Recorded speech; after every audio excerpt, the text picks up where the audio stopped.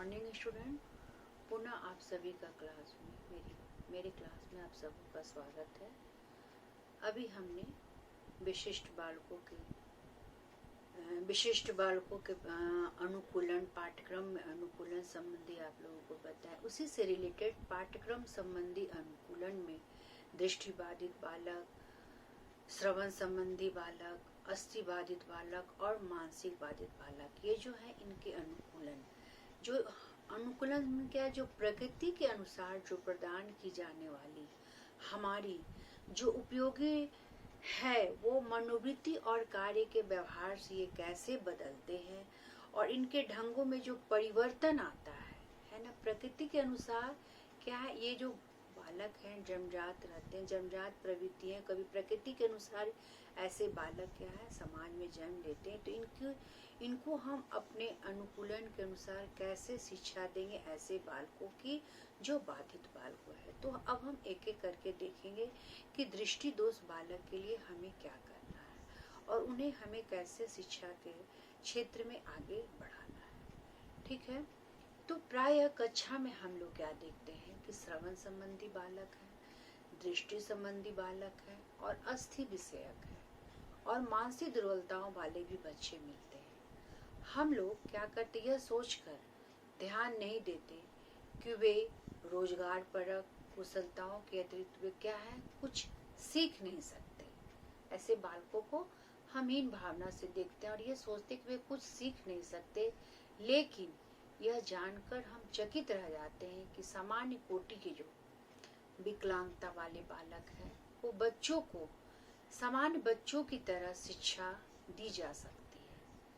लेकिन हम यह जानकर क्या सोचते हैं कि ऐसे बच्चों को भी हम क्या करेंगे, सामान्य बच्चों की तरह हम शिक्षा दे सकते हैं और उन्हें हम सब तरह से शिक्षकों से केवल प्रेरणा और सहायक उपकरणों की सहायता से जो उनकी जरूरतें होती हैं सहायक उपकरण, उनसे हम इन्हें क्या कर सके, शिक्षित कर सके। उनमें से बहुत कम बच्चे ऐसे हैं जो भयंकर तथा गंभीर किस्म की विकलांगता से क्या होते हैं, पीड़ित होते हैं और उनमें केवल मूलभूत कौशल तैयार करने की जरूरत होती है जो उन्हें हम यथाशीघ्र ही पहचान लेते हैं और उन्हें समान स्कूल में ही हम क्या करते हैं, एकीकृत करते हैं, एक स्कूल में भर्ती कर लेते हैं। भर्ती करने से पहले हमने क्या कहा कि हम उनके माता पिता को परामर्श, विकलांगों को प्रशिक्षण के लिए पहले हम माता पिता को भी परामर्श देना होता है। POA इस बात को सिफारिश करती है कि एक आधारभूत क्या है, काम चलाऊ कुशलता प्राप्त कर लेने के बाद उन विकलांग बच्चों को समान स्कूल में हम क्या करते हैं, एकीकृत कर देते हैं और एकीकृत कर देने के बाद उन्हें हम विशेष स्कूलों में भर्ती कर देते हैं। तो अब हम क्या देखेंगे एक एक करके कि दृष्टि दोष जो बालक है, जो ऐसे ग्रसित बालक है, उनको हमको उनके पाठ्यक्रम संबंधी अनुकूलन के लिए कैसे उनके सहायक उपकरण हमें कैसे तैयार करना है ये हम देखेंगे। तो पहले हम जान लें कि दृष्टि दोष बालक है कैसे बालक। ये आँख जो है इनकी मनुष्य की महत्वपूर्ण ज्ञान इंद्रियां है, जो हम देखकर जितना ज्ञान प्राप्त करते हैं उतना ज्ञान प्राप्त करके शायद हम सुनकर पढ़कर नहीं प्राप्त कर सकते। कहने मतलब जो आंखों से जो देखा हुआ है उसमें क्या है, सत्यापनशीलता है और उसी से हम संस्कार, जो ये संस्कार है वो क्या है, अगर आंख नहीं है तो उनके लिए क्या करती है, वो अंधकार के समान लगती है। अगर किसी कारणवश आंख में किसी प्रकार का दोष आ जाता है तो क्या है, वैसे बालक के लिए जीवन कष्टकर हो जाता है। तो हम देश विदेश और अपने आसपास से संबंधित ज्ञान आंखों द्वारा प्राप्त करते हैं। बालक के दृष्टि दोष के कारण दृष्टि दोष शारीरिक, मानसिक, संवेगात्मक और शैक्षिक विकास को क्या करती है, प्रभावित करती है। अगर दृष्टि दोष रहेगा तो क्या करेंगे हम, क्या बालक के जो दृष्टि दोष के कारण क्या होता है, उनका शारीरिक और मानसिक और संवेगात्मक, ये तीनों रूप से क्या है, शैक्षिक विकास पर इसका विपरीत प्रभाव पड़ता है। तो दृष्टि बालक क्या है, वह होते हैं जो नंगी आंखों से नजदीक या दूर की वस्तुओं को क्या कर सकते हैं, नहीं देख सकते। और ऐसे बालक ऐनक की सहायता से भी वस्तुओं को देख सकते हैं या वस्तुओं को देख सकते हैं तथा पढ़ भी सकते हैं। इनमें से कुछ बालक ऐसे होते हैं जो विशेष रूप से मोटे अक्षरों में छपी किताबों को भी पढ़ लेते हैं। मीन्स ऐनक मीन्स शीशा लगा के, चश्मा लगा के, मोटे मोटे चश्मे लगते हैं, पावर के चश्मे लगते हैं ऐसे बच्चों को जो आंशिक रूप से दृष्टिबाधित होते हैं। ठीक है, तो कुछ बालक जो है वो जन्म से ही अंधे होते हैं और उन्हें कुछ भी नजर नहीं आता। कुछ बालक ऐसे होते हैं जिनकी आंखों की रोशनी चोट से, बीमारी से, दुर्घटना से आदि के कारण चली जाती है तथा वह देखने में अपने आप में असमर्थ हो जाते हैं। इस प्रकार के बालकों को हम क्या बोलेंगे, पूर्ण रूप से हम दृष्टिबाधित या अंधा कह सकते हैं। अमेरिका के मेडिकल संघ 1934 में दृष्टिदोष बालकों की कानूनी परिभाषा दी है।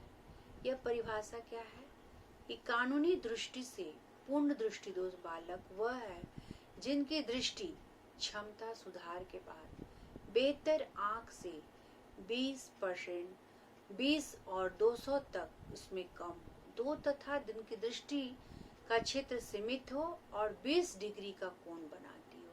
कितना, 20/200 तक तथा इसमें कम हो और जिनकी दृष्टि का क्षेत्र सीमित 20 डिग्री का कोण बनाती हो।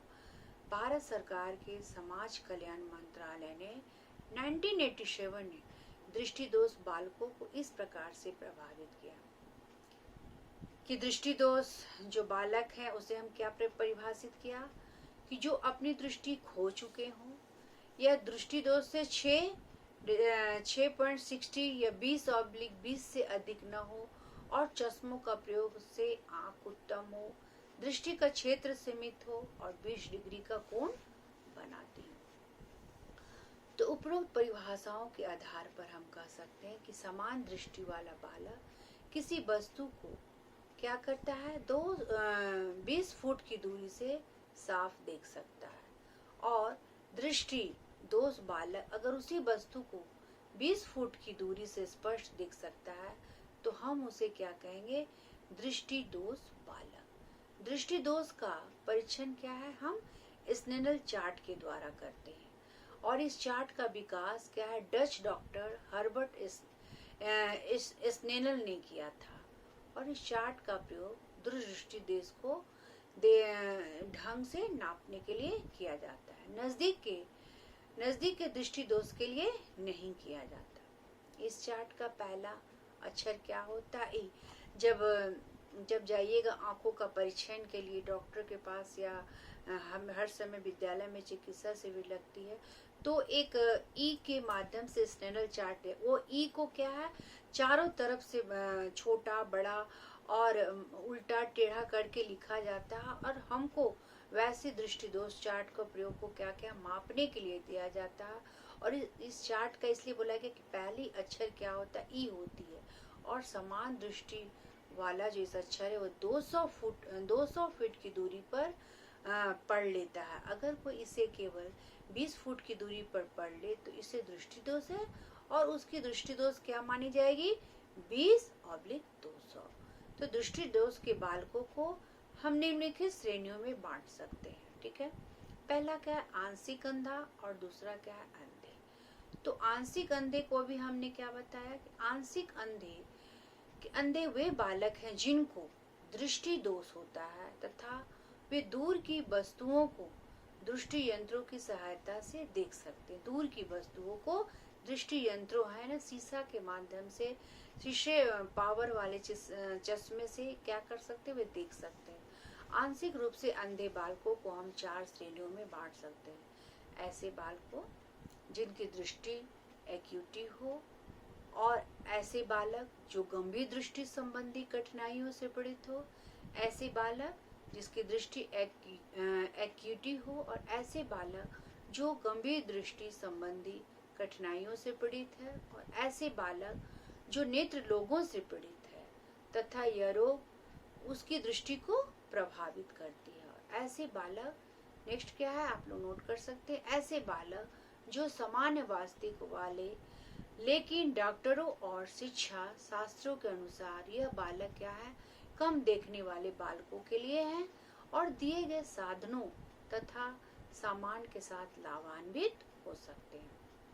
और अंधे में क्या, ऐसे बालक जो जन्म से ही अंधे होते हैं और जन्म के पश्चात किसी चोट, दुर्घटना या बीमारी या उनकी नेत्रों की क्या होती है, ज्योति चली जाती। यह बालक क्या है, सुनकर या ब्रेल लिपि के द्वारा पढ़ सकते हैं और इनकी पूर्णता अपनी ज्ञानेंद्रियों पर निर्भर रहना पड़ता है। दृढ़ दृष्टि के कारण दृढ़ दृष्टि के अब हमको क्या करना है, कारण जानना है कि इनका क्या क्या कारण है। अंधापन एक अभिशाप है। अंधापन क्या है, एक अभिशाप है, क्योंकि अंधे के लिए क्या है, यह संसार एक अंधकार है। अंधे के लिए संसार क्या है, एक अंधकार, और देखकर ही मनुष्य ज्ञान प्राप्त करता है। आंख बहुत अनमोल है और हमें इनकी देखभाल क्या करनी चाहिए, अच्छी तरह से करनी चाहिए। दृष्टि दोष के निम्नलिखित कारण, जो दृष्टि दोष के क्या होते हैं, निम्नलिखित कारण हो सकते हैं। वंशानुक्रम प्रभाव, संक्रामक रोग, साधारण बीमारी, चोट व दुर्घटना के कारण, या जन्म से अंधापन या जन्म के पश्चात। तो वंशानुक्रम प्रभाव, पढ़ों का प्रभाव क्या है कि प्राय बच्चों पर अवश्य पड़ता है। कई बार देखा जाता है कि यदि माँ बाप किसी एक को अगर दृष्टि दोष असर कर रहा है तो संतानों पर भी पड़ता है। तो यह दोष क्या है, पीढ़ी दर पीढ़ी क्या है, चलता रहता है। और संक्रामक रोग क्या है कि यह प्राय संक्रामक रोग क्या, आंखों की रोशनी पर प्रभाव पड़ता है और जो कि बाद में दृष्टि दोष का क्या बन जाती है, कारण बन जाती है। ऐसे संक्रामक रोगों से सावधानी हमें रखनी चाहिए। थर्ड क्या है, साधारण बीमारी। साधारण बीमारी, कभी कभी साधारण बीमारी भी क्या है, दृष्टि दोष का कारण बन जाती है। जैसे शुगर वाले व्यक्ति को प्राय क्या होता है, दृष्टि दोष हो जाता है। अब चोट व दुर्घटना। चोट व दुर्घटना क्या है कि कई बार आंख पर चोट लगने के कारण दृष्टि दोष, कई बार आंख पर चोट लगने के कारण दृष्टि दोष के कारण दुर्घटना इसका क्या हो जाती है, कारण बन जाती है। जहर व असर, कई बार क्या है, छोटा बच्चा जो है दवाई या कोई जहरीली वस्तु को खा लेता है तो वह क्या उसका बन जाता है, दृष्टि दोष का कारण बन जाता है। पेंट, शीशा, नीला, थोथा आदि क्या है, इसके उदाहरण है। जैसे छोटा बच्चा जो नासमझ है वो क्या करता है, जहरीली वस्तु को खा लेता है छोटे ही अपने जन्म के समय ही, तो ये क्या होता है, उसका वो दृष्टि दोष का कारण बन जाता है। इसके अतिरिक्त क्या है, आंख में किसी नकीले वस्तु का लगना, लापरवाही से बम आदि का लगना। इसके अतिरिक्त क्या है, कभी कभी क्या है, किसके कारण से आंख जो है हमारे लिए अंधेपन साबित होती है कि उसे अचानक क्या है, चोट लग जाता है, या बम के या पटाखा बम से या लापरवाही से या कुछ नुकीले वस्तुएं से उसके आंख में चोट लग जाती है, या होली के रंग अबीर गुब्बारे से लग जाती है। तो ऐसे में क्या है, दृष्टि दोष उनके लिए कारण बन जाता है। और जन्म के पश्चात क्या होता है, कई बार अब कुछ बच्चे जो हैं वो जन्म से ही अंधापन होता है, तो कुछ बच्चे जन्मजात अंधे होते हैं। कुछ केसों में देखे जाते हैं कि उनकी आंखें ही नहीं होती और कुछ केसों में पाया जाता है उनकी आंख तो होती है लेकिन उनकी ज्योति ही नहीं होती, या ज्योति होती भी है तो बहुत कम होती है। और जन्म के पश्चात आफ्टर बर्थ क्या होता है, कई बार ढाई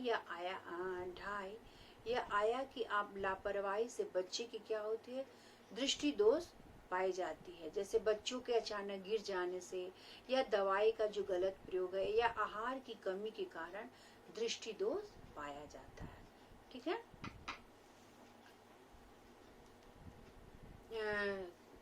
तो हमने क्या देखा, पाठ्यक्रम संबंधी अनुकूलन के अंतर्गत हम दृष्टि दोष बालक के बारे में हम जाने।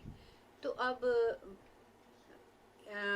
इससे रिलेटेड आप लोग कुछ क्वेश्चन जान लीजिए कि पाठ्यक्रम संबंधी अनुकूलन में दृष्टि दोष से बालक का